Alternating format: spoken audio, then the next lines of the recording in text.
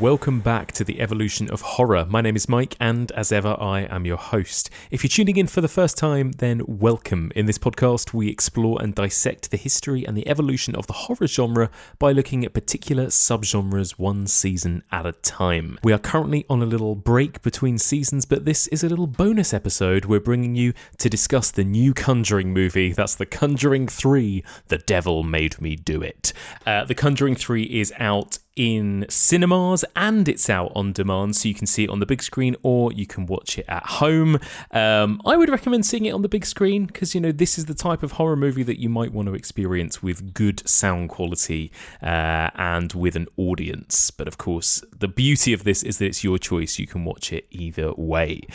So what you're about to hear is a spoiler-free review of the movie. We will then, midway through the episode, give you a spoiler warning before we talk about the movie in spoilerific detail. So anybody can listen to the first half of the discussion, but I would recommend maybe giving the film a watch before listening to the final section of the episode.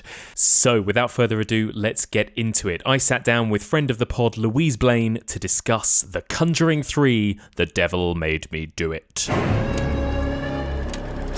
Residents of Brookfield were shocked this afternoon by the broad daylight murder of Bruno Sauls. The court accepts the existence of God every time a witness swears to tell the truth. I think it's about time they accept the existence of the devil. Hello, welcome back, Louise Blain. Hello, Mike Munser. How are you? I am very good, thanks. How are you? I am good. I feel like despite the fact that Glasgow is sitting still in level 3 restrictions, I'm not bitter about the fact it's the only place in the UK. I'm doing okay. Because the end is coming, Mike. I have my vaccine booked. I know you have yours booked. It's very We both exciting. had our blue envelopes, right? Yes, we we both had did. our magical letters from the NHS. Exactly. Good old NHS. Yeah, first jab very, very soon. I know, it's very exciting. It feels like we're returning to normality. And maybe most excitingly, movies are coming back to cinemas. Horror movies are coming back to cinemas, Horror. right? Yes, they are. In fact, so much so that I'm actually quite sad that I didn't see this in a cinema. I was actually really happy that I didn't watch Spiral in a cinema because I would have been so cross. But I do wish I'd seen The Conjuring 3 in a cinema. And although, have you seen that weird advert on Twitter where it's Vera Farmiga and Patrick Wilson, and it's a UK ad that's like, come back to the cinema, come back to the cinema. And it's so weird. And like, you should enjoy us on the big screen. And it's really strange and forced. That is brilliant. No, I did not know that. But I totally agree with you. I think that this, and we'll get into the film, obviously, but this really, I mean, anyone knows who's seen any Conjuring movies that they are great to watch with a loud sound system and a big screen, right? That's kind of what they're for, these movies. Yeah. So I felt the same way as you. I watched it on a little screening link and I thought, oh, damn it. Maybe I will venture back out into cinemas to watch this again at some point, you know, just to experience it. I'd like to. When the cinemas open here, that might be what I do if they put The Conjuring on. Yeah. Yes. Might do because that. because Warner Brothers, right, are doing everything sort of day and date at home and in cinemas, I believe, all this year, aren't they? They kind of confirmed that a while ago. Yeah, so because they're putting all of their new releases on HBO Max in the US, that's how they're doing that. So then, obviously, then it's available on VOD in some form. So in the UK, I think they're just doing a home premiere. So that means that this and James Wan's Malignant in September should also be available VOD. Should you not feel like going back to the cinema? Because that's entirely legitimate too. So, I think it's good. I think it's potentially that's could be the future, couldn't it, of how films are released, probably. See how it goes. But having said all that, I'm very excited to be back in cinemas again. But so let's talk about The Conjuring 3. The Conjuring, The Devil Made Me Do It. Now, we have talked together, Louise, about The Conjuring 1 and 2 on our podcast. One of our very first ever chats together, right? On the Ghost series of the podcast. So this was a long time ago. But just for anyone who forgot or didn't listen to that chat, just tell me what's your own history with this series. You're a fan of the Conjuring movies, right? Yeah, so I think we've got to preface that I'm a fan of the Conjuring.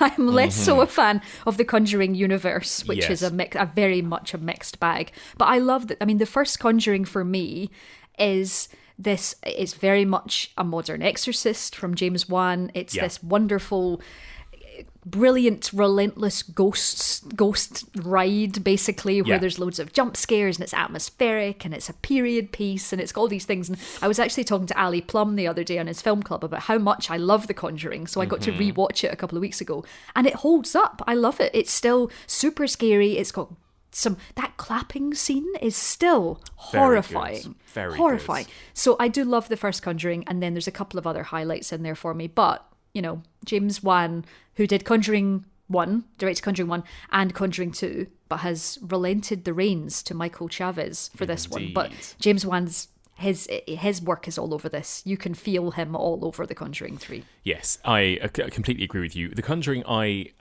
really like. Don't like the second one so much. I know you feel the same way.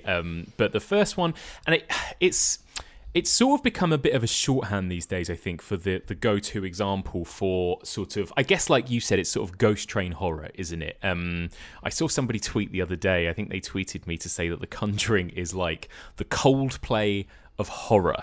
No. In that sort of, I guess a lot of hardcore horror fans consider it a bit bland, a bit mainstream, a bit broad, maybe a bit too broad or something. I don't know. That's fine, but we can have that, and it doesn't need to be Coldplay. Like, I know.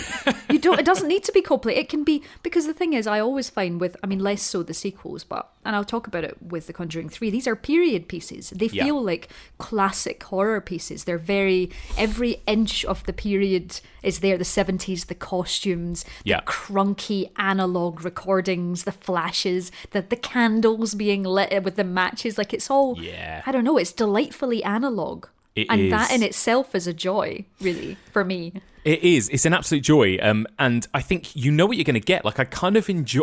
I was really excited to watch this because even at their worst, these films, they're not offensively bad. They're just... they are... You know that you're going to get fun, thrill... You're going to get fun set pieces. You're going to get jumps. You're going to get Patrick Wilson and Vera Farmiga. You're going to get creeps and... it's all of that kind of thing that, maybe at its worst, it's a bit predictable. But that is kind of as bad as it gets with Conjuring. Like, there's nothing really kind of heinous about these films, which is quite a nice relief, I think, when you sit down to watch a new one, you know? Yeah, it's quite reassuring, actually, especially even the second one, which I know neither of us like, when Juan turns a council house in Enfield into the Amityville Horror House. And I think, it's just bizarre. But at the same time, even in that, the love between Lorraine and Ed Warren, as played by Vera Farmiga and Patrick Wilson, is just lovely. It's just, we've talked, it's so reassuring. They're just this lovely couple. You believe in them. So when you believe in them, it's kind of half the battle to put up with the rest of the stuff. Totally. It's like when we talk about Saw, we want the story. It's like we want The Conjuring, we want the Warrens. Yeah. And they're two lovely people. Yeah, completely agree with you. And then, the spin-offs are, like you said, they range in quality. We've got 3 Annabelle movies and we've got a Nun movie. And we've got our Curse of La Llorona movie, which I've not actually seen before. No, I've heard not to bother. The Nun is, it's my go-to answer for what is your least favourite horror movie. And I hated it. I really hated it.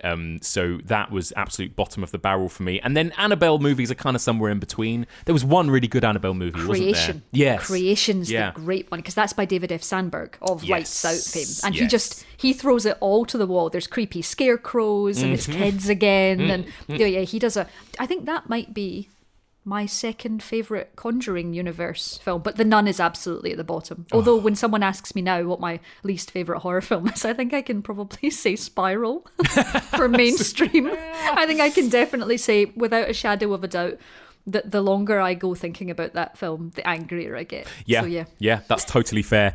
So with all that said then, let's discuss The Conjuring 3, The Devil Made Me Do It. So like you said, this is the first official Conjuring film not to be directed by James Wan, directed by Michael Chavez, who had previously, he hasn't directed much, but he had previously done The Curse of La Llorona. So that was a slight concern, wasn't it? But give us a little plot rundown, first of all, Louise. What is this particular Conjuring outing all about? So this Conjuring outing is about a particular exorcism, and I think we've got to say the fact that the Warrens are a real couple. Yes. So what they say when they make the Conjuring is they wrap it up in this lovely wrapper of "this actually happened." Yeah. Now that is a massive pinch of salt, but this is the case. And the thing is, it also means that there can be Conjuring movies forever because the Warrens had a ton of cases. So this particular outing for the couple is after an exorcism of a small boy. A man says he takes a demon into himself.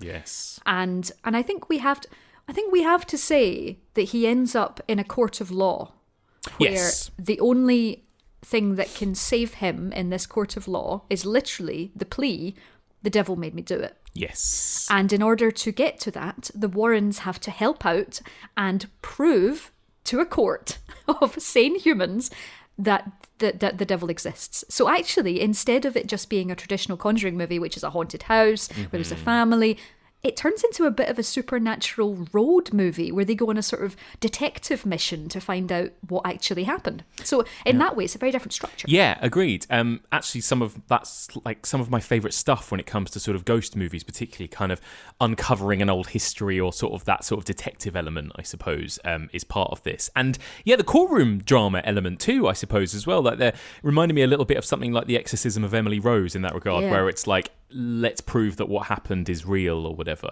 So interesting. There's like familiar stuff there, but there's also some new twists on the format. So Louise, what did you think of it? And we'll go spoiler free, okay, so we won't spoil any plot specifics at this point, but what did you think of The Conjuring 3? On the whole, I really liked The Conjuring 3. I don't think it's perfect.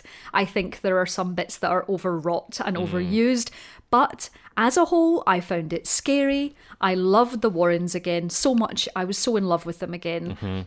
There were some really, really interesting set pieces. There was a really cracking score. It started well. It ended well. I didn't know where it was going to go in the middle. I thoroughly enjoyed myself. I loved it much more than I enjoyed The Conjuring 2. I feel I did not expect to like this as much as I did, but I sat there thoroughly rapt last night as I was watching it, and I am a big fan. Yeah, I completely agree with you. I liked this a lot more than The Conjuring 2. Had some problems with it, like you did, but I think on the whole, especially off the back of watching things like Spiral, I was just so pleased that this was a very competently made, scary, fun movie, and that is exactly what it is. And it delivers. If you love the Conjuring movies, or if you love the first Conjuring, it pretty much delivers everything you want, I think, doesn't it? You know, it has got some genuinely scary, creepy moments, which we messaged each other about, and we'll talk about that in spoilers. It's got, Vera and Patrick being awesome and very sweet. And it's got all of that big, like you say, overwrought craziness. I think that it suffers some of the same problems for me that all of them do. Even the first one for me is that I find that the third act gets a little bit too loud and overblown, and let's just have like demons screaming at each other. It's that kind of like, and it feels like it goes on a bit too long. I always love the sort of the first half of these movies the most, and I think that about all of them, to be honest. So I think if you loved The Conjuring, then you'll enjoy this because it's more of the same. If you didn't particularly like the first Conjuring, then you're probably not going to find much more to enjoy about this either. Like, if you found the previous Conjuring films a bit predictable, a bit obvious, a bit loud and jumpy and annoying, then I think you're going to have all of the same problems with this one. So it kind of depends on what your thoughts are on this genre as to whether or not you'd like this film. But I would say that as a Conjuring film, it's solid, and it has some genuinely creepy moments. Real dread at points, and I think that's a one thing. I swear, I bet if anyone had to complain about these films, it would be that in some ways they are slow because they take their time on the quiet bits. And especially in this, it's very one in the fact that the cameras very much fly. They're very sort of they very much flow, and you're constantly moving. But at the same time, you're moving in the dark in a direction that you're not sure if you want to go in. And you're seeing spaces, as you're saying, like there's big rooms, and you have to work out where the horrible thing is. Where is the nasty thing that I don't want to see? And this film manages to put them in really unpredictable places. So while there will be a sequence where someone maybe look through a hole and you're like, well, I know what's going to happen here. Yes. The scare doesn't come where you think it's going to come. Yes. And it's not a letdown. Because at this point, we're already playing so many mind games of, well, it's not going to be that scare, so it's going to come on the backbeat and it's going to do this. It does well with that. I think Juan had a serious hand in it. I think rather than just the executive producer line, I think he was on, if not on location, very much there in the edit and very much part of the process. Well, either he was there and actually more involved than he's letting on, or this new director Michael Chavez has done a very good job of replicating his style, almost in a kind of TV director kind of way, where he's come on board, he knows the drill, he knows what the kind of the stylistic kind of tropes are of The Conjuring, and he's pulled it off really well. Where had I not known that this wasn't directed by Juan, I probably wouldn't have guessed that it wasn't directed by Juan, because it feels very much of a piece, right, with the first two. There is even a scene, in The Conjuring 1, there's a scene when the family are moving into the house, and the whole family are moving into a house, which is great, and again, that is completely reflected in The Conjuring 3. There is a scene where the family moves into a house. Yes. But there is also, during that family scene, the camera is a big long one shot that goes through, and what it does is it plays with diegetic music and non-diegetic music, so it's like coming from a record player. Yes. And it kind of goes up and down, and someone plays with the volume, and then it goes up and down. Yes, in it's the movie Blondie's itself. Call Me, I believe, isn't it? Yes. Yeah. And then he did the same thing happens in The Conjuring 3, and you're like, I know what you're doing here. Yes. There's a whole sequence about it, and you're like, I love that you're totally saying this is a Conjuring film. Yeah. And it's like, it's almost like these are now the pillars of what that is, and it's like you're doing it in a different way, you're doing it in a fun way, you're still scaring me. I feel quite overwhelmed at the moment. But there's definitely... there's just these lovely markers that say this is a Conjuring film and strap in, which is the best feeling. Yes, and I think, it has been a while since I've revisited 1, and I've only seen 2 once, so I might be misremembering this, but I felt like there was more Ed and Lorraine Warren in this movie than we've seen before as well. Like they I know obviously they've been a big part of the first 2, but it was also very much kind of like the first one was very much about that other family as well that we spent a lot of time with on their own. And there's loads of characters and stuff going on in the second one, but this one it really feels like they're like, no, we know, it's like they know now how much everyone loves those 2 characters almost, because we are kind of with them every step of the way on this journey, really, aren't we? And they have a bit of an emotional roller coaster together as well, don't they, in this movie, which is really nice. What I especially enjoyed so much about that, and I don't know whether it's my existential crisis, having us all experienced the last year and a bit. Yeah. But there's something really there's something lovely where they have their sort of, it explains a sort of origin story for them dating, which is that's right, frankly adorable. Yeah. It's really sweet, and I don't even think it comes under schmaltz because I love them so much. Other people might criticize it and say it's schmaltz. It is cheesy, it's total brie, but I really like that. But what it has is them aging and health not being great. And, they've been made up to look a lot older in some bits where they really look like they're suffering. They're not perfect. They are not, there's a point where she has to go under a house because he can't. And there's a real dynamic of him being the sort of male protector and looking after her, but her having to go out on her own and her being like, don't be ridiculous, I'm going under this house with a torch. And I think there was real depth and exploration and a sadness to the character of we are all aging, we're all getting older, our heroes are getting older. I think there was that was a lovely thing where I think a lot of movies are content to not explore that, but the idea of a loving relationship that is getting older. Yes. And that is the real centre to what The Conjuring 3 actually is their love kind of enduring, and while they still have to fight monsters, so it feels like there's a real sense of risk, more so than the first one. There's a real sense of peril. There's a real risk to those 2 personally, isn't there, in this one compared to the previous? Yeah, I agree with you. And you're right, they're getting older. I mean, it's still almost impossible not to make these 2 actors look you can't totally. Not make them look really attractive. No, they're amazing. They still look amazing. They still look like movie stars. And I think Patrick Wilson has gotten like 3 times as buff as he was in the last one. His arms are like the size of my waist, I think. He's incredible. I interviewed him for The Conjuring 2.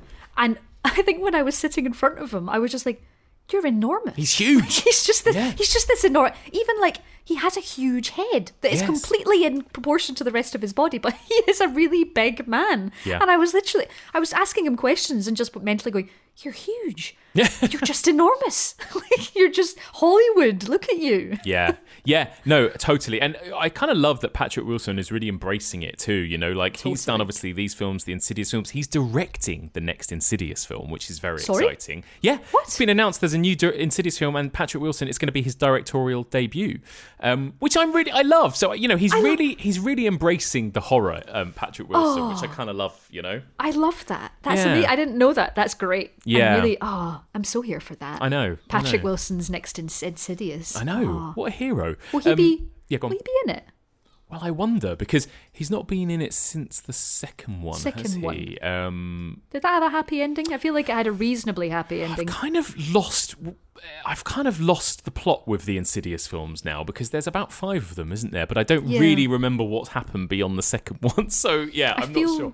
I feel like there was a happy ending involving him at the end of the second one. Yes. Not so much, obviously, Lynn Shay, who then the sequels then had to go back in her life to get the miles out of her. That's right. That's right. But yeah, maybe he'll be in it too. Yeah, that's very cool. But yeah, those two are an absolute joy in this movie, aren't they? I think as well. And yeah, it does. It also feels like a little bit more of a kind of supernatural adventure movie. More than a horror film at times, right? Totally. Like you said, there's that feeling of like they're kind of uncovering a mystery, but also did it remind you?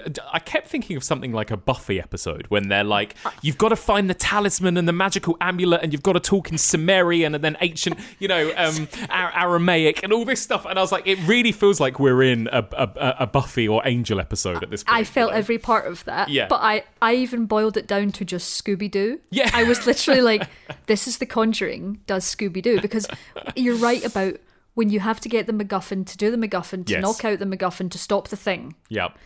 Suddenly you're collecting things, and it's a bit like a video game. Yeah. And I think that's often Mark Kermode's argument against a lot of not just horror films, but any film that turns itself into a series of fetch quests. Yeah. And, you know, a lot of films are about a fetch quest. I mean, the Avengers was a fetch quest. Totally. It was like, you need to get all 5 of the crystals before someone else does and does the bad thing. Yeah. But it did have that. It did boil down to you need X MacGuffin to do Y, and once you've done that, you'll get a happily ever after. Yes. Maybe. I agree. But it's really fun. And I think, again, that's kind of what gives these films that feel of like they're sort of horror blockbusters, they almost feel like, don't they? I think that's the thing. Like, Marvel is not a bad comparison in a way, not just because of the extended universe, but it kind of feels like it's got that broad appeal. You could almost show kids these movies.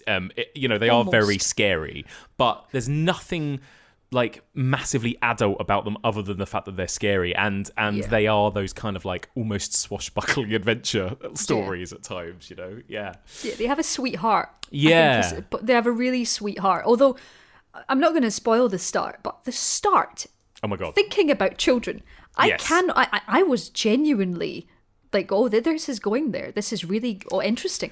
Great. Sure. Yeah, this is my favourite opening scene in the Conjuring series, definitely, because they all start with a kind of like the second one particularly it was just like it did the whole Amityville story in the opening scene, didn't it? Yeah. And they often have like that kind of like slightly different opening scene to then what comes afterwards. But with this one, I thought they did an amazing job, actually, of like almost working as like a little short film, the first sort of 10 minutes of this movie, you know, so good. Lots of peril. I loved it. So much peril. So there you go. We'll get into spoilers, but would you recommend people go see this? Would you recommend they go to the cinema to see it? Yes, go to the cinema, soak it all up, listen to Joseph Bishara's soundtrack, enjoy it, get tingles, feel good, laugh, cry, go to the cinema and see it. I cannot be more excited about people going to the cinema to see this. Oh, what a difference compared to 2 weeks ago when you were like, don't go to the cinema to see Spiral. Don't make this your first cinema trip. I was so sad. But this is, honestly, The Conjuring has cancelled out. I hate being negative about films. In fact, someone the other day called me the Samwise Gamgee of horror films. And that's the only reason that I am the Samwise Gamgee, is because I don't tend to talk about the films that I don't like. Yeah. Because nobody, you know, some people can make that a lot funnier. And I usually try and make it quite funny when I hate something. And people really enjoy it when I hate something. But I don't. I don't like shitting on something. I don't like kicking something's face off. Not really. Yeah, I like celebrating. And you're exactly the same. I'm exactly the same. People sometimes ask me, like, why don't you ever review anything negatively on your podcast? I was like, well, because I choose the films I cover and I'm choosing the films I like. It's my choice. I like these things. I don't want to have to watch something again that I don't like. No, exactly. But I agree with you about The Conjuring 3. Great fun. And I really would recommend watching it in the cinema, because I think you probably get something more out of it than watching it at home, even, to be honest. It really does feel like go see it on a big screen with a big audience and just have fun. Like it will make you jump, it will make you laugh. I think it will deliver all of the funny, silly thrills that you want from a film like this, basically, doesn't it? Totally. It's not perfect. It's not perfect. It doesn't need to be. It doesn't have to be. It has to be what it is. And it's that. It's also, I should say, as a big plus point, significantly shorter than the previous two Conjuring films as well. I believe this one is under 2 hours, right? Which is the first Conjuring film to be under 2 hours. So that's really nice as well. Yeah, it's 112 minutes. Yeah. So you might be able to get out and get time for Nando's afterwards, which is very important. Ideal. Okay, amazing. Well, let's head into spoilers then. So spoilers for The Conjuring 3 starting right now. Whatever is going on, whatever happened that day, that was not Arnie.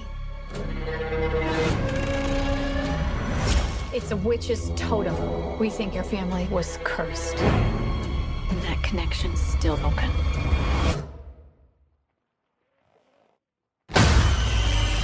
I mean, should we start by talking about that awesome opening scene? Because I think that was my favourite moment in the whole film, where we've got the exorcism of this little boy. And of course it is very Exorcist, like that. Super Exorcist. like every movie that involves an exorcism is, it's always going to make you think of The Exorcist, but partly because this is a little child. But I thought they did an awesome job, not just with building the suspense of like, oh my god, something is coming after this kid, but also then what happens to that kid during that exorcism ritual. It's pretty creepy. It's really scary. Yeah. Like, I think, having recently just watched The Exorcist and The Conjuring, and now this, like, genuinely, it ups both of those while also referencing The Exorcist. So it's very crunchy in terms of back arching, limbs twisting. And at one point, the child is in an actual knot, which I found really disturbing. And also, what I didn't talk about in the non-spoiler version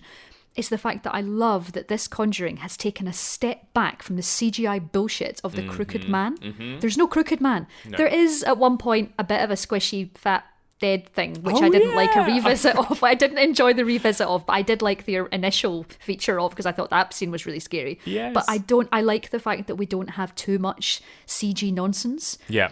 Even when someone is being twisted and screeching and bubbling at the mouth, like, it feels like there's genuine crunch, physicality happening. And I found that so disturbing. I mean, the idea of he looked like the little kid from Stuart Little being twisted into a ball. He was adorable, that little kid as well. Was he the little... No, he can't have been. I was thinking he looked just like the little boy from The Haunting of Hill House, the first series. But he would have grown up a bit more by now, probably, that kid. But he looked just like, had that sort of that very cute way about him.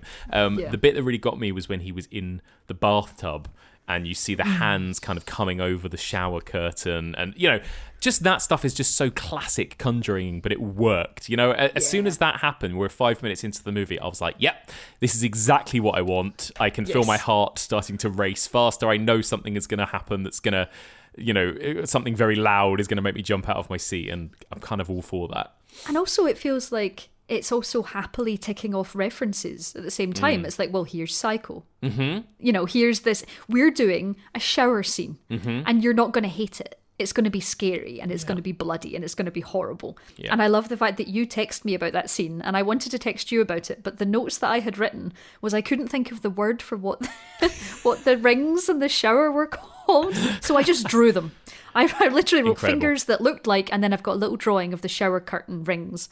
That's how much I enjoyed that bit, was I drew it. Yeah, it was really great. It was really great. And like I said, it almost works as like a little short film, because you've got this family that are in peril. You've got this little boy who's been possessed. The Warrens come in. They get the Exorcist, you know, and it's all kind of done and dealt with, because like the end of The Exorcist, right? The brother or the sort of sister's partner, partner, who's a really nice guy, he is. kind of saves the little boy by inviting the demon into himself, essentially, right? And that's the setup. And then, of course, the rest of the film follows that guy who is possessed, and the devil makes him do things. But it was great. And again, all of these characters are so sort of wholesome as well, aren't they? Don't you find it's like they're all really nice? And that's another kind of trait, it feels like, of these movies, in a way, that they are all quite wholesome people who you want to see prevail, in a way. Yeah.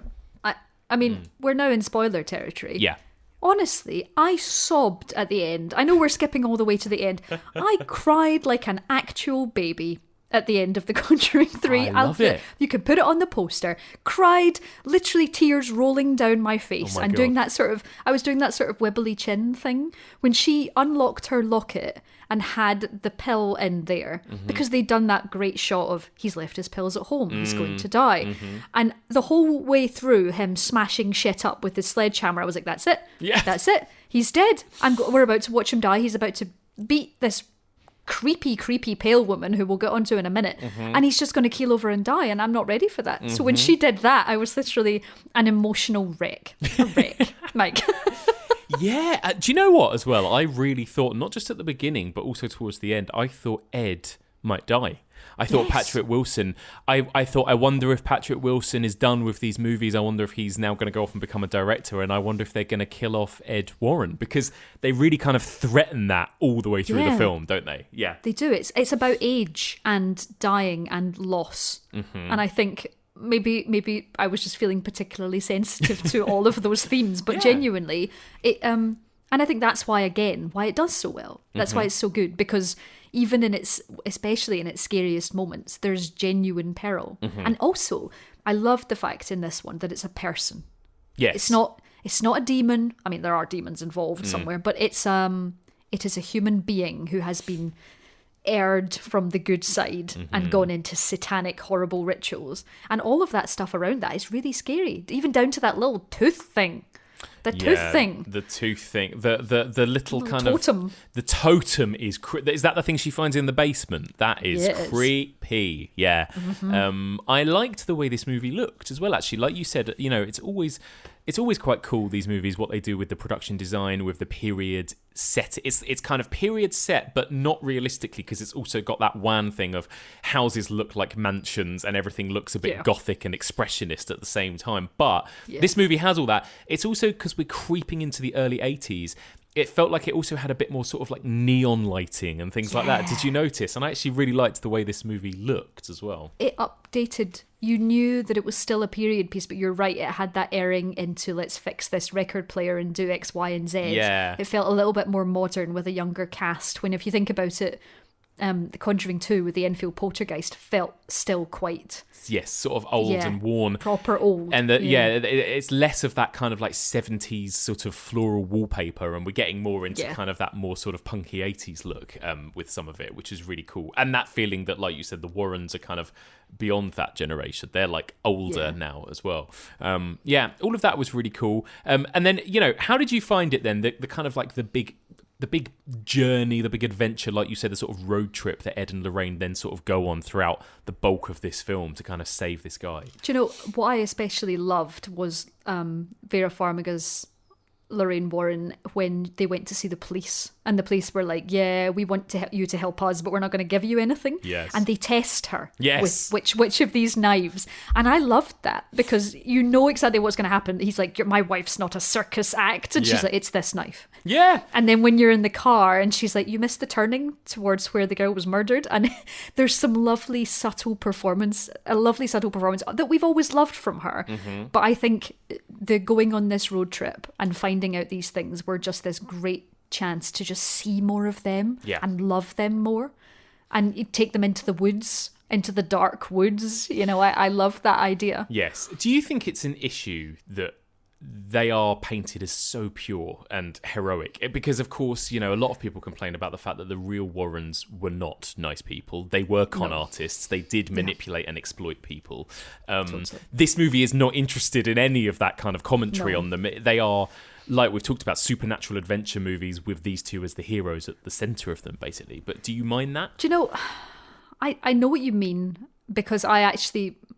in real life, I hate the idea of the Warrens. I despise mediums and con people who manipulate people's desire for their loved ones back. Mm-hmm. It's people at their weakest. Yes. That I'm not saying all mediums are like that. But I am saying that a very large chunk of people want to con you out of your money so that they can say vague things. Absolutely. To make your money. So I think that when we watch The Conjuring and we are hit with these classic strings and horrible crunching bones and horrible demons, I think we are so far removed from our reality that everyone can be painted in a heroic light. Nobody ever says, hey, why is Captain America so pure? Yeah. Everyone is just like, oh my gosh, he's so noble, and Captain America, and he understood that reference. And I think that characters in heightened reality films like The Conjuring have as much right to be as glossy and, and also they're not perfect. I think Ed's quite flawed. I think he's too protective of Lorraine. I think, but it's all from a good place, but that could be toxic. But I genuinely, I do feel like because it's so removed from reality, the minute you add demons and squish into the mix, I think you can do whatever you want with your characters. And also, it's not what people want from these films. Well, that's it. Flaws. I think it's not trying to do any of those things, is it? Like, it's not... the film is very much, in an earnest way, saying this is all real, right? The supernatural stuff is real. The devil is real. Demons are real. And these guys are right about, Lorraine really is a psychic and she has all of these kind of powers and abilities. Like you said, that's what happens with the police, then they test her and all of that. And so I think it's obviously, and sometimes I do wish, like, okay, just stop saying these are based on true stories. I don't think anyone needs to know that, because no one's actually going to believe it. And I think that invites more criticism in a way. It's like, just make these fun fictional ghost stories with these two fictional heroes, basically, which is what they're doing. They're still sort of linking it to the true stories, which is unnecessary, I think. But yeah, it doesn't bother me too much either.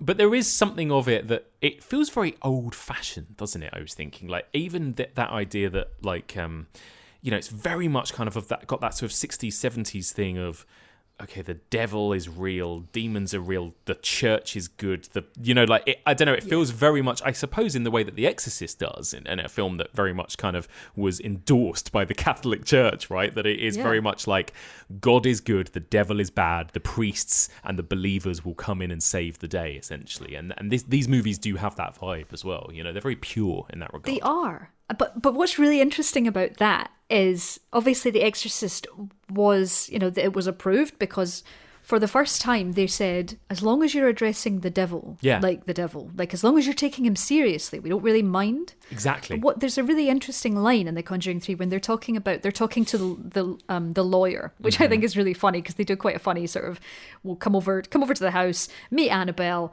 and we'll show you some proof. And the next thing you say is she's saying, he's going to plead guilty. He's going to say the devil made him do it. I liked that. But what they also said to her was, every time someone steps into a court, they swear to God. And it's about time that the devil is relevant. Yeah. Now, I think that's really interesting, because that is what we have today. Yep. And, I'm not religious in any capacity. So actually that to me makes complete sense. Because if you are going to spend your time saying that you want to pray to a god, then you have to, by definition, believe in the opposite. Yep. And that to me is incredible, really. Yeah. Because that makes these films tonally accurate. It's like in Supernatural, which I love, which is so silly, but they talk about hell and demons. Yeah. And equally, they talk about angels. Yeah.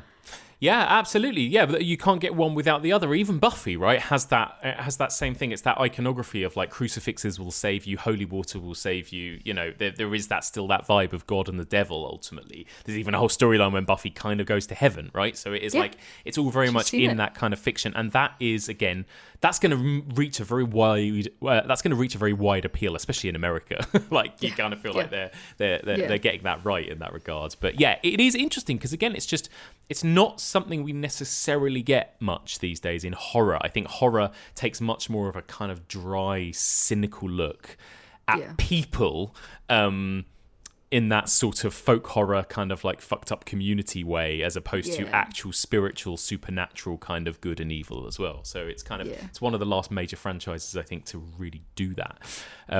What do you think of our sort of villain, our sort of witchy woman in this one?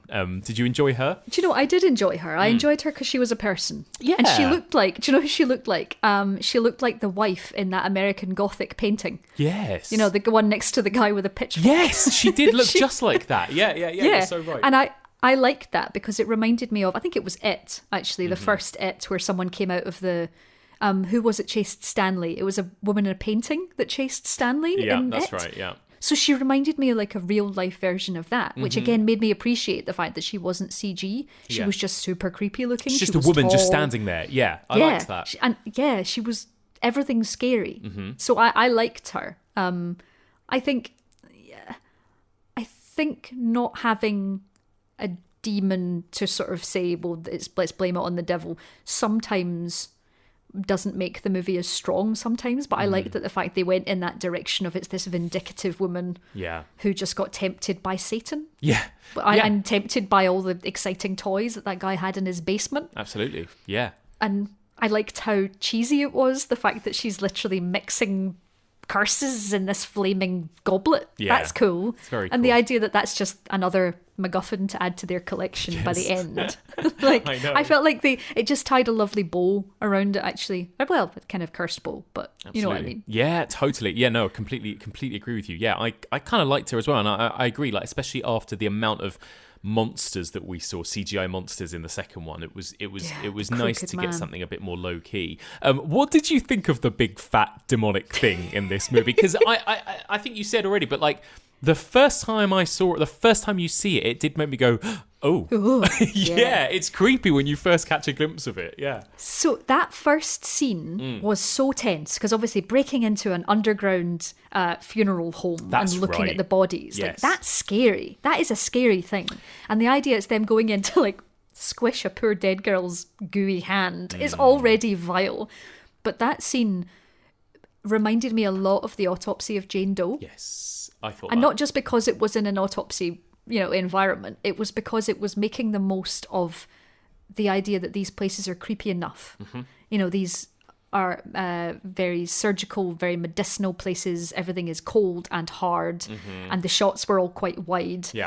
And the idea that that dead body that was there before is now gone and is standing in the corner like a shape, that is terrifying and hot. I think I literally was like, oh no, no. Like, no, don't do this, fuck no. But then the second time they showed him, it was almost like, and that was where it fell into Conjuring 2 territory, where it was like, oh, well, we can just show that monster again. I was like, you didn't need to. No, you don't need to. Yeah, it does what it does, which is in the third act, kind of, it pushes all that stuff a bit too far, where it kind of stops being scary. Like, The Conjuring 2, in its defense, had that really scary moment when Vera Farmiga just sees the nun stood at the end of the corridor, right, which is a scary moment. And again, it's like that is like a nice low key, very very creepy moment. But it kind of reminded me of that. But again, it always it just takes it that one step too far, doesn't it? I think but there's enough of the other type, because there's also a bit when Arnie is in, and I don't really understand why a man who is literally in jail for in theory in jail for murdering someone is allowed to like be an orderly and clean. I know. So fast in. I didn't really understand why that was the case, but I did enjoy that scene in the ward where he was cleaning, and it was all very strange and nightmarish, and there wasn't too much CG nonsense. It was like the light goes out and then the guy sits up and he starts to sing. Yes. And there's a lot of uneasy stuff there that I really liked even before the kind of CG made up Goblin Man arrived. at one point to kind of take that away. So there was enough. And also, the big, weird, fat, dead thing reminded me of that really horrible sequence in Scary Stories to Tell in the Dark. That's exactly what I was going to say. Yeah. It really felt like it was influenced by that, I think. Yeah. So first time, yes. Second time, what are you doing? I've seen this before. Yeah. You're already 2 hours in. You don't need to do this now. No need.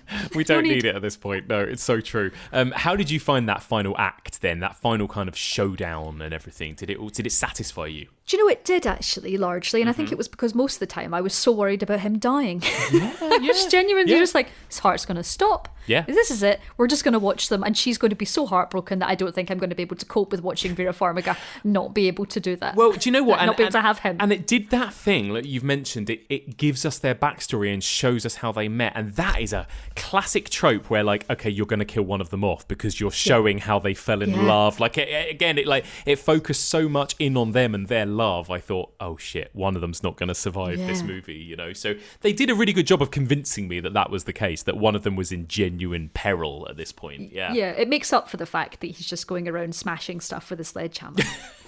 There's a lot of smashing. And then there's that amazing like slow motion smashing of the altar, which I kind of love, which was kind of almost a sort of smashing of the stone table and The Lion, the Witch and the Wardrobe moment. Like it was very, it was quite, I suppose, quite religious in that way. I suppose we could read it as, you know, the rebirth and all the rest of it, and there's probably something quite Christian that we can take from that breaking of the altar, which we won't go into. It does get to a point, I must admit, where like, and I have this problem with, funnily enough, things like the Marvel movies too, where the third act gets so big and loud and bombastic that I kind of just glaze over and I sort of start to lose attention almost with it. Do you know what I mean? Like I'm suddenly no longer gripped when it becomes that big and loud and constant, you know, throughout that. And it definitely happened to me with even the first Conjuring movie as well, with Lily Taylor getting, exercised and all that stuff. I remember thinking with that, and it did veer into that for me as well. But I also think maybe that might have been a lot more engaging for me had I seen it in a cinema and not. The tendency was that I would be like, oh, I'll look on my phone and talk to Louise at this point while this like big loud exorcism or whatever is happening, you know, like that's very easily done, I think, in these sorts of movies. No, I think you're right, that a lot, and it's a shame because The Exorcist proves to us that you can literally shove the kitchen sink at an audience at the start and still hold them by the end. Yeah. But very few do manage it, really. Because if you think about it, a lot of stuff happens at the start of The Exorcist. Yeah. You know, she gets, I mean, even the reason that she goes to find The Exorcist is pretty horrible and really grim. Yeah. And things are literally shoved everywhere, including furniture and everything else. But yeah, there's definitely a hint of we have to go bigger and louder. And it's like, you were already so loud. Yeah, that's it. You were already so loud. I mean, the interesting thing about The Exorcist is that final act really, it does get a bit loud in places, but it's also quite quiet, those moments when they're actually performing the exorcism. And it's quite slow paced, and there's breaks, and there's like moments when it goes out and back in again and everything. And sometimes these movies, it feels like they have to have that momentum where it just gets like louder and louder and louder and faster and faster and bigger and bigger and bigger, which is, again, for me, where it's best is when it's at its smallest in these movies. You know, that's what I love the most, but that's just personal taste, I suppose, as well. No, but it would be nice if they were braver to be quieter, wouldn't it? Yeah, I agree. Which I think they managed to reach that with, at one point in The Conjuring, she levitates just like Regan does in The Exorcist, and it's silent.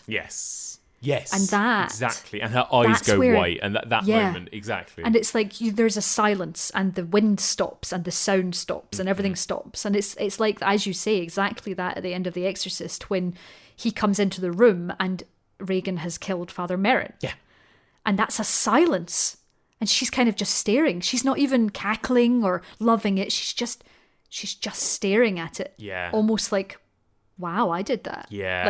And that is terrifying. And so that's not, The Conjuring cannot have that, and that's okay, I think, because The Exorcist, it bothers me in a way that The Conjuring doesn't. That's okay. It's more bothersome, and also for certain people, it might actually just be a bit too slow and dull for certain generation too. And this movie is not necessarily aiming at those people that when it saw The Exorcist in the 70s. You know, that's the thing. And you know, it's the same thing. I had a similar complaint with A Quiet Place 1 and 2, and I do still love those movies. Sometimes I wish that they had pushed the quietness more and actually held back on the big loud score in those movies, you know, because I really...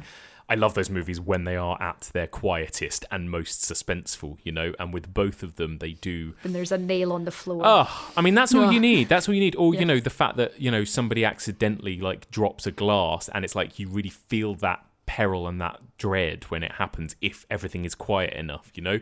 And I kind of wish it had a bit of a similar vibe in some of these movies. But overall, I was just so glad to be watching a really fun, scary horror film, you know? Yeah. Me too. Absolutely. Yeah. Anything else you want to mention before we wrap up? Any other highlights for you or lowlights or anything else? Do you know, I think it was just the reuse of that horrible monster thing that I really didn't like, because I think it was the characters that took me through this. Yeah. Totally. Yeah. You know, it was a character ride, and it was. I don't think there's Of course we end in the shop, in the Warren shop. They lock away the little amulet thing, and then we see, of course, Annabelle and everything. And I kind of like that, and I know that's like now that's its thing, that's what it does, where it's kind of like, here is the backstory behind all these little props and everything.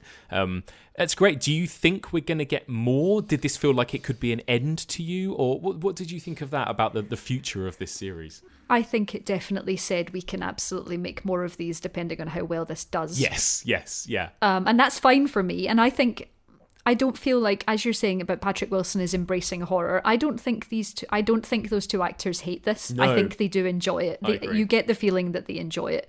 And I'd like to watch them as long as they'd like to play them. Yeah. You know, I would really like that, I think. Another thing I really quite liked about this one is that they didn't necessarily shove in, here's what we've got coming up next, in the way that they did with The Conjuring 2, you know, like we said, the Crooked Man, the Nun, the amount of kind of like, it did that sort of Age of Ultron thing of being like, look, this is a bigger universe and here's all the stuff we've got coming up, kind of thing. Whereas this movie was kind of stripped back. It was like, here is one story that we're going to tell from beginning to end, and I really liked that about it as well. Yeah, I think it can end happily here. Yeah. I think that last shot is not a, you know, ooh. Yeah. It's a, yes, we're done. Yeah. That's lovely. So almost in a way, I suppose, I'd rather that was the last one if they're going to end on a high like that. The Conjuring trilogy, they can just have that as, which is nice. But I don't want them to stop. I think it will be really successful. I think it will carry on. I think it will 100% carry on. And I think they've done the right thing by not... forcing that necessarily, like you said, but I'm sure it will. Like you said, I think it will do really well. I mean, Spiral's done incredibly well, hasn't it? So, has it? Yeah, it has. Has it? It's now pushed the franchise into $1 billion franchise. So there you go. But yeah, I think the Conjuring will probably do just as well, to be honest. So yeah, hopefully. And even if I suppose we.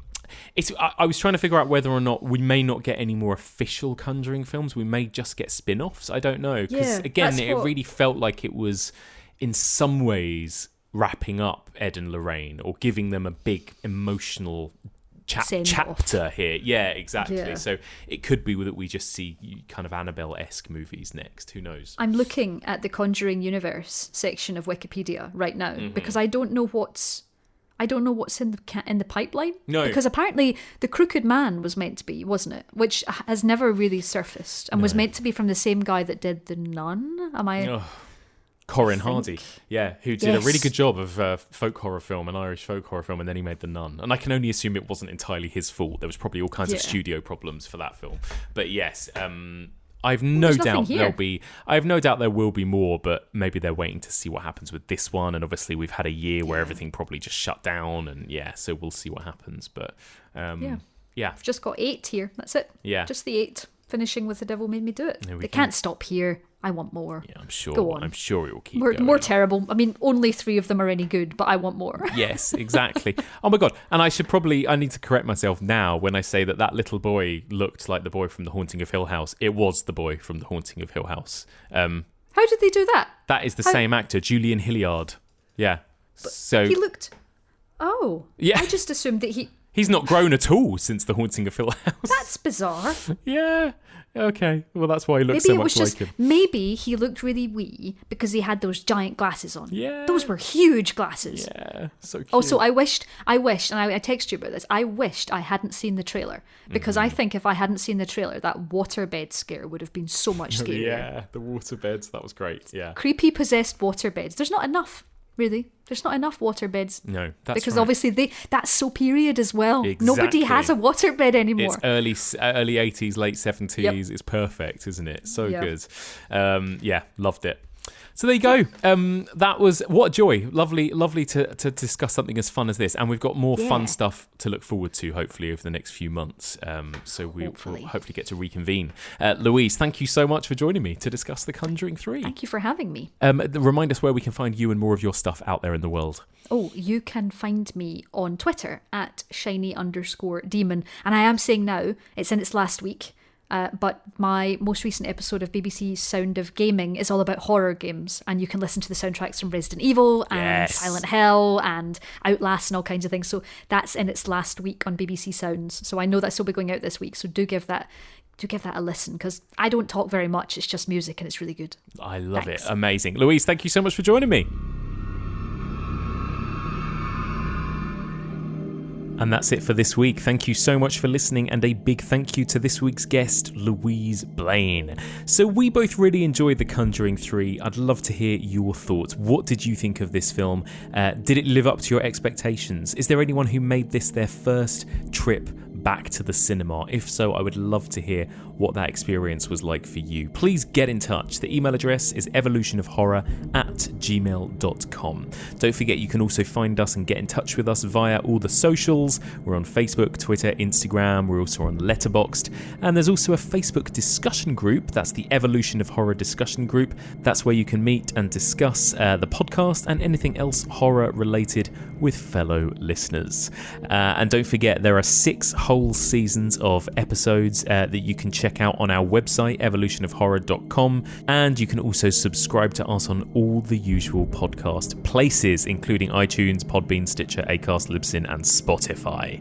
And if you haven't done so already, we would be hugely grateful if you could spare just 30 seconds to drop us a little rating or review on Apple Podcasts, which really helps us get discovered by new listeners. So please keep an eye out, because we'll be back for a brand new series on aliens, sci-fi and cosmic horror very soon. But until then, thank you for listening, and join us again soon for another episode of The Evolution of Horror.